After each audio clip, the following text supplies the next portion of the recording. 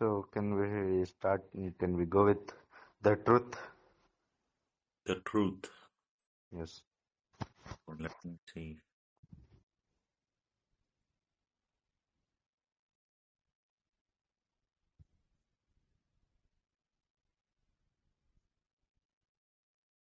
Okay, the truth.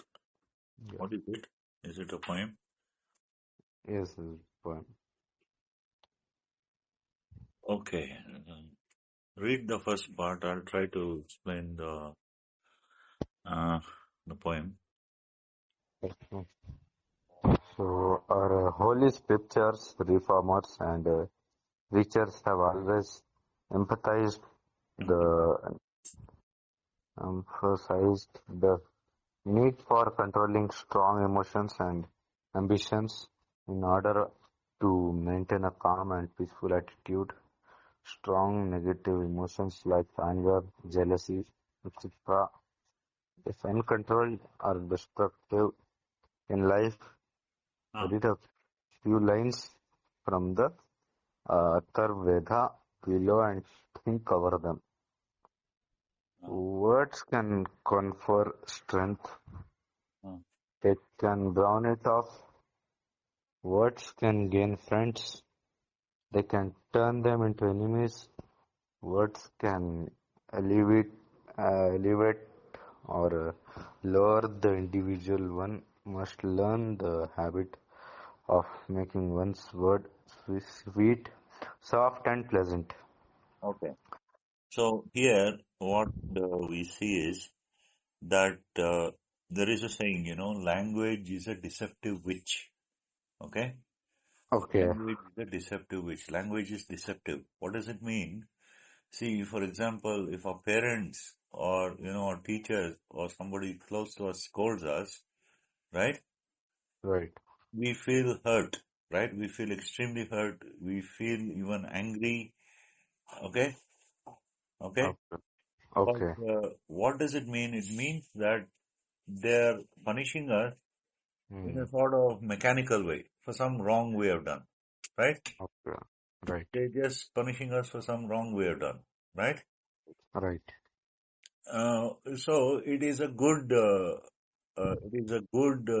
what end that they have in mind, right? right, But on the other hand, you have some people who are outwardly, they seem to be friendly, right? right. And therefore, they have all sorts of mischief in their hearts. Okay. Okay, Sometimes most of the time it's about money, right? Whenever a person approaches you, with a request for money, it will be disguised as a very, it's almost given religious covering, right, of words. right.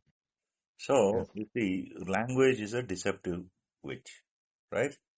right, So, what seems to be unpleasant is actually has a good end in view, right?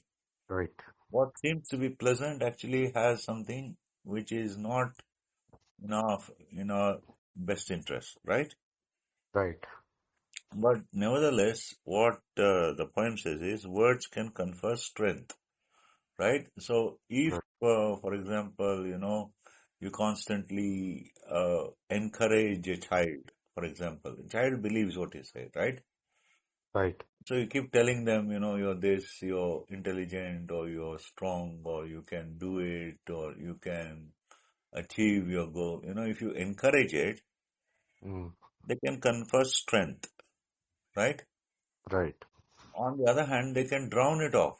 See, as I said, that I was same example, where, for example, the parents or, someone close to us, they actually scold us for some wrong we've done, right? We may have reasons, right? But nevertheless, that action we're doing is wrong.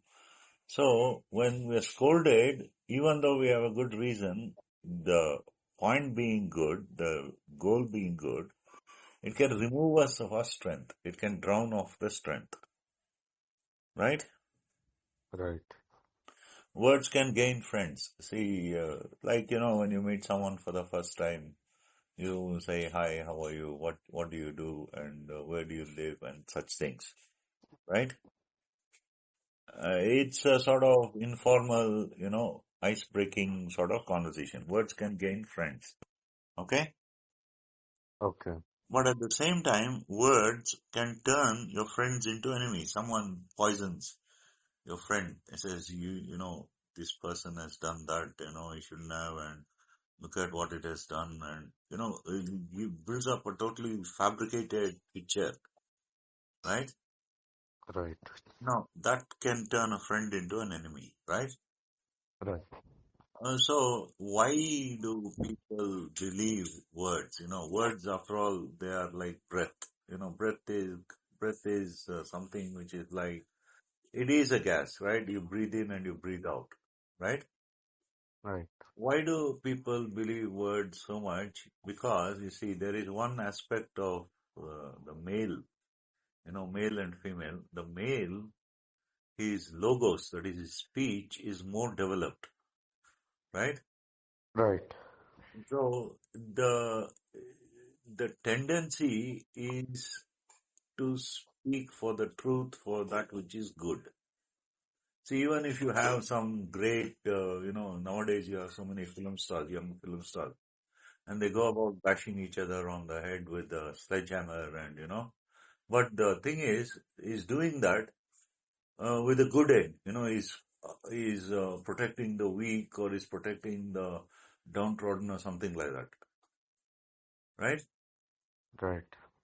So you see, this sort of thing, right, uh, is couched, it is covered in goodness. So the tendency of a man is to speak the truth, speak for what is good, what is fair, right? Right. So anyway, that is used. That can be misused, and the friends can become enemies, right? Right. Words can elevate, so it can lift up our mood, right? Or lower the individual, isn't it? That's obvious. Right? If I scold someone, that person's self-esteem, the worthy, the view he has of himself as a worthy individual is immediately struck down, right? If I scold, hey, you're this, you're that, right? Right. It's a tremendous loss of power. See, isn't it? And you feel weakened, right? Right. Words can elevate or lower the individual. One must learn the habit of making one's words sweet, soft, and pleasant. So, how are you going to, tell a child that it's doing wrong when you're in the grip of anger, right? And your Right. nature is that. Your nature is to be angry. Your nature is to mold the child, right? And Right. your nature is to fashion the child into something you want, right? So that he becomes, at the end, he becomes a just and upright individual. See, you can't do without it. You can't do without scolding. Okay. So, you see, scolding as well as pleasant words, they're both two sides of the same coin. Okay? So, anyway, one must learn the habit of making one's words sweet, soft, and pleasant. Okay? Okay. So, this is a bit of psychology and philosophy mixed with poetry, right? That's why, because it says our holy scriptures, right? Right. Reformers and preachers have always emphasized the need for controlling strong emotions and ambitions, right? But Right. see, if you do that, if you control your strong emotions and ambitions, you're actually weakening yourself, because those are the things which give you strength. So it says, one of the former presidents says you must be kind. Kindness is one of the best virtues, and he tells that to all the children, right? Right. Children actually believe in but you see, the opposite is also true. When the child is scolded by the parent, hey, why didn't you get first class? What's the matter with you? Your friends all got 98%, you got 60% or so, whatever you got, right? Right. See, it's a motive for action. So controlling strong emotions and ambitions is actually true. They can actually, if your emotions are too strong, it is destructive, right? Right. So anyway, both sides, right? Because language is a deceptive, which you must take an objective view. Objective means you must see what is positive and what is negative, and see that there are two sides of the same coin, and there are indeed innumerable divisions of both positive and negative, right? Right. So in order to maintain a calm and peaceful attitude, one must control, right? In general, that is true, right? Right. But if you control it to such an extent that you actually, nip them in the bud, you know what nip in the bud, nip them in the bud means? You squeeze the life out of them, then you have become weak, right? Right. So strong emotions, strong negative emotions like anger, jealousy, etc., if uncontrolled are destructive in life. Okay? And of course that's true, isn't it? Yes. Okay. So in films it's okay. In films they can go about massacring hundreds of people and say, he's a god. He's a reincarnation of God Shiva or somebody. And he's got magical powers and so on and so forth. In films it's okay, but not in life, right? Right. It's pleasant to see on film or even in case of a war, a general kills a million people and is hailed as a hero. Somebody else in the grip of some emotion because he stole an apple or he stole some vegetables is punished and he takes revenge against punishers. Is labeled as a criminal and locked up, right? Right. You see, this sort of thing. Okay, read a few lines from the Atharva Veda below and think over them. So we thought over them, right? So it's just, you just ponder, if it's true or if it's something is lacking or some, it can be, is it a complete picture like that? You can think, right? Right. So what kind of words are being recommended in the above lines? So obviously it's the kind, truthful, okay, good words that are being recommended in the above. And indeed that is what you must write in the exam. What kind of words are being recommended in our line? Sweet, soft and pleasant words, okay, which can elevate the individual and which can confer strength and which can make us gain friends are the kinds of words that are being recommended in the above lines. Okay? Okay. Okay, the Atharva Veda, read that part. Next page. The Atharva Veda is one of the four Vedas, which are the Hindu scriptures. The four Vedas are the Rig Veda, the Yajur Veda, the Sam Veda, and the Atharva Veda.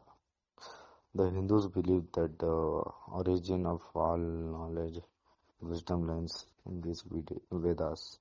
Okay. So, have you ever been hurt by what someone said to you?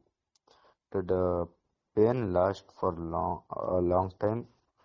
Did you think at the time that the other person could have said the same thing in a less harmful manner? Read the poem Truth and find out what the poet has to say. Okay. Now look at this. Have you ever been hurt by what someone said to you? Suppose someone says something to you which you don't like. Yes, You keep it as a grudge, you keep it as a grudge in your mind. Okay. yes, And indeed, there's a poem called The Poison Tree, right? In which right, the poet has an enemy, right? right, And the poet is being hurt by the enemy. He keeps his hurt as a grudge in his mind, and then he forms a plan to trap the enemy, right? He doesn't say right, anything. Outwardly, he's friendly and open with his enemy, but inwardly, he's hatching a plan, right? I'm just giving you some additional points, right? So right, he keeps this grudge in his mind. He hatches a plan, and then that lays a trap for the enemy, and the enemy falls into the trap and dies. Right? So you see, these sort of things, it can easily, but to expect someone to say, "Hi, how are you? What's up?" it is actually weakening, right? Right. And you say, oh, did you have your supper? What did you eat? Did you eat pizza? I had ice cream. This sort of friendly, this sort of thing, it is a weakening, right? It's maybe there in society, I've not seen, right? Right. So did the pain last for a long time? So of course it could, as I said in the example of the poison tree. I'm given an example from literature, right? Right. You can think of, these are points to ponder, right? Right. So at most, what we can do is you can shrug off, okay, so that's it, it's a word, he said something hurtful, and it's actually strengthening also. See, when a person scolds us, we are inclined to do things better. Even if a parent beats a child, right? Right. It is a motive for action. You must think of it like that, because if a parent always says, "Oh, come here, have your food. Did you read? Did you go to school? Okay, what did the teacher say?" And that's such things. The child will become pampered, soft, and it will lose much of its strength, right? Right. Anyway, the pampering is not good. Neither is open scolding, always being scolded. Because a child will, sort of try drive itself into a corner and say, I can't escape, and this is the final thing, and nothing can be done, and give up, because child doesn't have strength, even though it's meant well. See, okay. Okay. So read the poem Truth and find out what the poet has to say. Okay, so this is a nursery rhyme. Sticks and stones may break my bones, but words can also hurt me. Okay, so with sticks and stones, bones may be broken. Mm. But the actual nursery rhyme says, but words can never hurt me. But Mm. here it is, words can also hurt me. Stones and sticks break only the skin, while words are ghosts that haunt me. That is also true, isn't it? You Yes. keep it in your mind and you ponder, and you sort of turn it over and you feel hurt. Okay? Okay. Slant and curved, the words would fall. So, see, when you say openly in a friendly manner, it's open, direct. But when your scolding is given, the sword is like a sword which is cutting. The sword is curved and slant, falls at an angle, right? Right.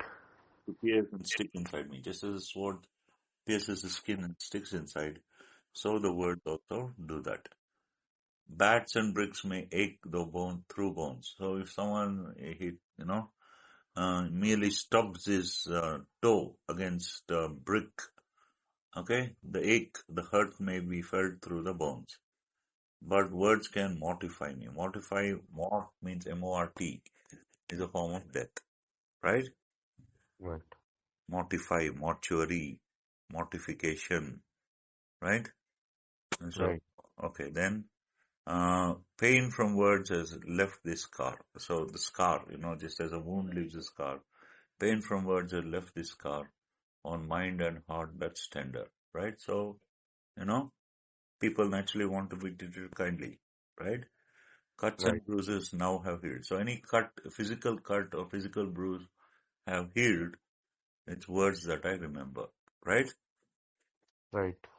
So Barry Wade. Okay, that's a nice poem, right? Right. Okay, so to practice speaking, read the next part, 22.2. So read the above stanza and answer the question that follow. The brief explanations below would help you understand the poem better.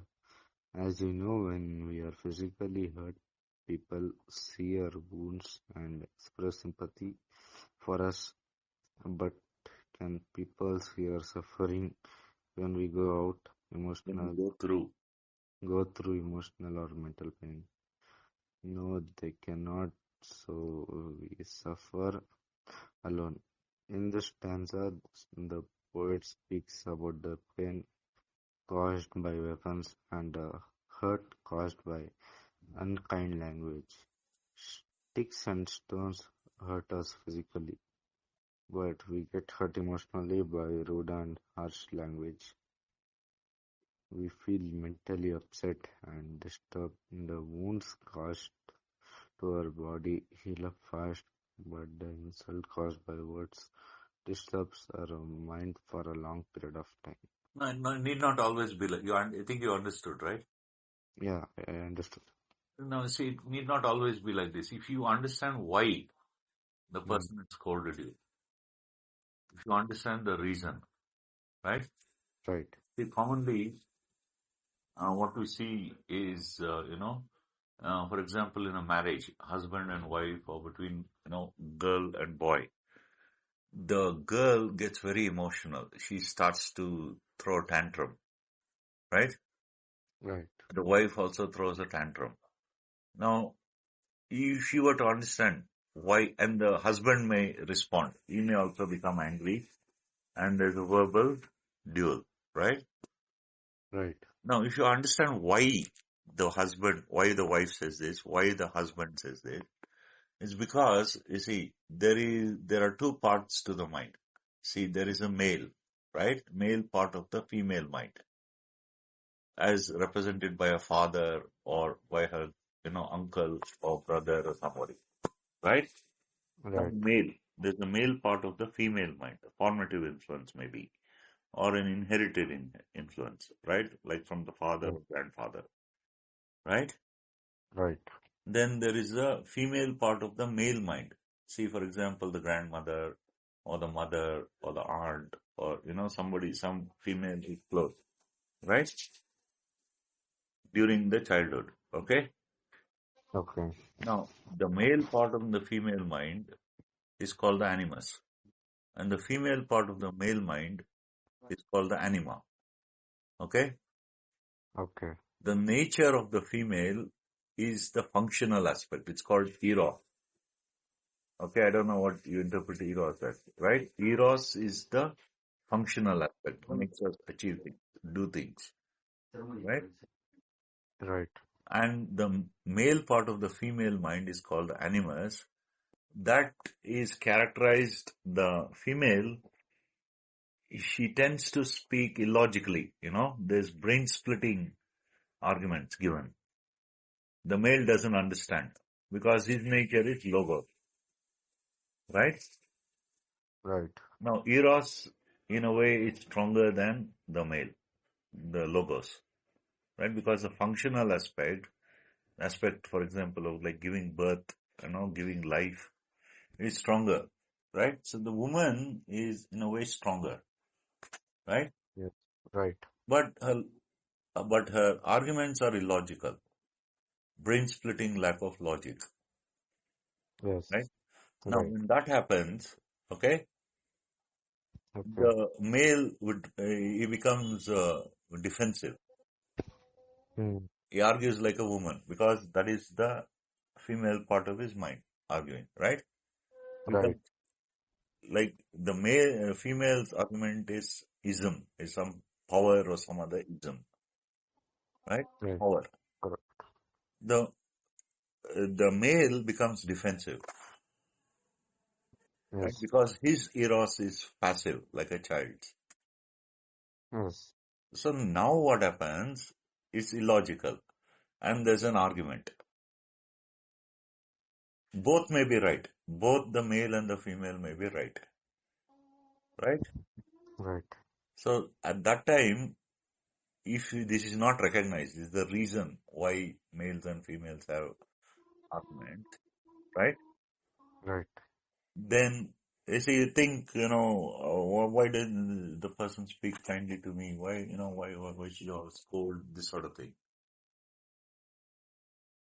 Okay. Now, there's one more aspect. When the female scolds, right, Right. she's actually playing a game which she does not recognize. That is, she wants to make a hero out of the male, right? See, this scolding is giving him strength. He has to act at that moment. He has to do something. Maybe there's a difficult situation. The male has to act, right? The male is the breadwinner, right? Right. So now, See, this is all sorts of things. And then there's the aspect of if the lady feels close to the male, the aspect of parent like punishing something, right? Right. So all these things are there. If you understand that, right, then it becomes a bit more manageable. Still, it's difficult, Mm. okay, because that physical pain, Mm. it is a physical hurt. Yes. You feel the pain, you feel the gut wrench. Oh, yes. Then there's that flight or fight syndrome. Either you run, you fly, or you fight. That thing. See, to keep an eye on these aspects when you're in an argument Yes. takes some effort, right? Right. So if you understand why these things happen, then it's manageable maybe, but still you have to do something about it. Or the hero thing, what are you going to do? For that you need some job, which you work at or something like that, right? Right. So anyway, these things do not come easy, right? These things are not easy, right? Right. Think about an argument at work. That's how you're going to deal with it. You have to achieve, you have to get the project done, or there's a deadline or something like that.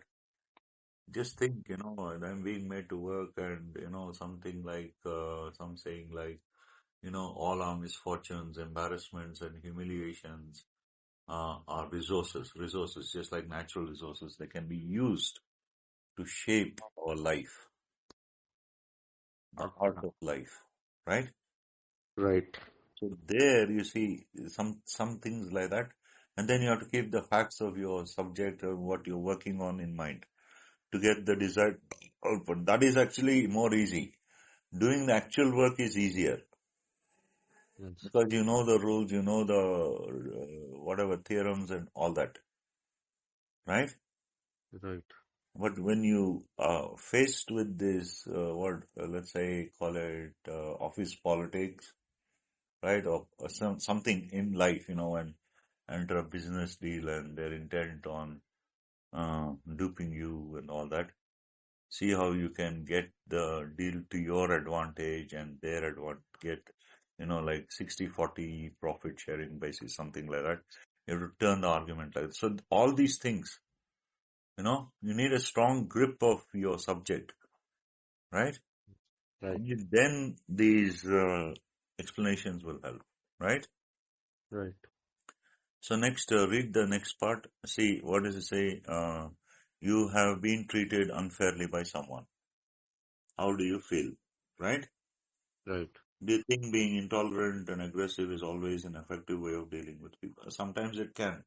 If you're aggressive, yeah, did you say that? Why did I do that?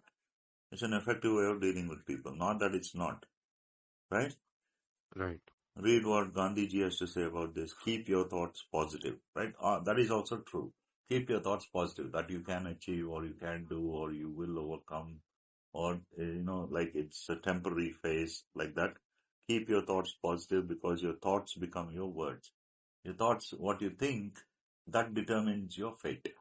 What you think of yourself. If you think you can be successful, if you think or you have that confidence in achievement, to achieve your goal, whatever goal you have, right? That feeling becomes your thought, the thoughts become your words. That is, you read about the subject, you find out more of what you're interested in, you add fact onto fact, you get a degree and all that, right? Whatever you're interested in, right? Right. Thoughts become your words, keep your words positive because words become your behavior, what you do, right? Right. So keep it positive. That's what it says, right? Right. MK Gandhi. Okay. Okay. The stanza describes the intense pain caused by bitter words. Okay. Scene Okay. caused by bitter words. Read the explanation below to find out how painful it was for the poet when he was humiliated by bitter words. So Gandhiji had actually had a lot of experience of this in South Africa. In South Africa, because his skin was brown, because it contained more melanin. Melanin is a chemical that gives the brown color. Because his skin contained more melanin, he was treated as an inferior, made to get off a train, and that humiliation actually made him take up the freedom struggle and he obtained freedom for India many years later, right? And Oh, bitterly humiliated by words, it actually made him do something great. See, yes. you can now read that explanation. The poet says that, Which page? I think 118, last paragraph. Okay, so slant and curved. No, no, no, no. The poet says that objects, The poet says that. last stanza, last paragraph, after M.K. Gandhi's poem. Okay. Okay, so pain from words No, no. that Poet says that objects like swords. stanza 118. 3. No, no, no. 118, page 118, last paragraph. Okay. The poet says that objects like swords injure our bodies deeply. But don't you think the angry and harsh words can also hurt equally? Don't you think that such words can humiliate us and make our life miserable? You must have experienced this to your day-to-day life, So in day-to-day life, it happens, right? right? And so if you can actually turn what is disadvantage to your advantage, then it will be helpful. Yes, Or it can be, let's see what M.K. Gandhi did. He turned his disadvantage into the advantage of India up to today, right? right. Hmm. Uh, okay. So read on the next page. Your friend Anand is unhappy. So Mm, it's like a case study, right? Case study means you give a definite situation, how would you react, and things like that. okay. Okay. So your friend Anand is unhappy and dejected because his father has objected in very strong words to his decision to go abroad. Now his father is upset to see him dejected. How do you think his father can help him overcome his dejection? Three options are given below. Which of three options would you choose if you were the father? Empathize with him and try to convince him that he did not mean to hurt him. Accept his decision and allow him per pursue his plans. Remain indifferent and unconcerned, thinking that time is a great healer. Okay. So you can decide, right? Right. Next part, pain from So, words. pain from words that I remember. Think of a physical injury you have suffered in the past. Think of some unkind words someone said to you and which hurt you badly. Which experiences did you forget earlier in Okay. the Which experience? experience? In this stanza, the poet explains that the damage caused by harsh language is more than the damage caused by physical injury. Both leave scars on the body and other on the mind and heart. But the scars on the mind and heart do not let us forget the experience. Find out if the poet could overcome the pain caused by bitter words. The words, right? Right. Okay. Then appreciation also. Read next page, page 120. Appreciation. Mhm. In this poem, the poet said a lot in a few words. He does this by using literally Literary devices device. that literal Literary devices. device like metaphor. Metaphor is a comparison, right? Oh, So if you say he was a lion in the fight, he's comparing him to the lion's strength. That's a metaphor. Metaphor. Okay. But if you say he was like a lion in the fight, or he was as a lion in the fight, like or as give, make a comparison, but if you use like or as, it's called a simile. Simile and metaphor are comparisons. Metaphor does not use like or as. Simile uses like or as, right? Right. Then alliteration. Alliteration means the repetition of certain initial sounds, like uh, uh, fuzz, foam, and the bird flew over the fuzz and foam. See, flew, fuzz, and foam. Fuzz means grass, like that, right? Right. Grass, leaves, and flowers, right? The bird flew over fuzz and foam. That repetition of the F sound is alliteration. Right? Right. Roaming, roam on a Roman holiday. Roam, roam, Roman. Right? Right. That's alliteration. A repetition is when you repeat the same words or the same lines. Right? Right. These literary devices create an impact and help the readers infer the meaning of the text. Okay? Okay. Literary device is used by the poet metaphor. It compares two things that are not very similar. It describes two things in terms of a single quality or feature that they both share. The road was a ribbon of light. Means the road is not a ribbon, and still less is it a ribbon of light, right? What does it Right. mean the road was a ribbon of light? It means the sun was shining and it was bright, right? Right. Maharaja Ranjit Singh was the lion of Punjab. So Maharaja Ranjit Singh is not a lion, but he is described as a lion of Punjab. Means he was a very brave ruler, right? Right. Then alliteration. It is the repetition of the initial sounds like first, form, and flew. Initial, beginning sounds in words to create an emphasis and a pleasing musical effect. Right? It gives a musical effect. It helps the reader to appreciate and enjoy the poem. Seema's seven sisters slept soundly by the sea. Seema's Yes. seven sisters slept by the sea. Right? A repetition of the S sound. That is alliteration. Okay? Okay. Lovely lilies in lush lawns send out the sweet sound of songs. Lovely lilies in lush lawns. The repetition of the L sound and sweet sound of songs, S sound. Are repeated. So that's alliteration. Okay.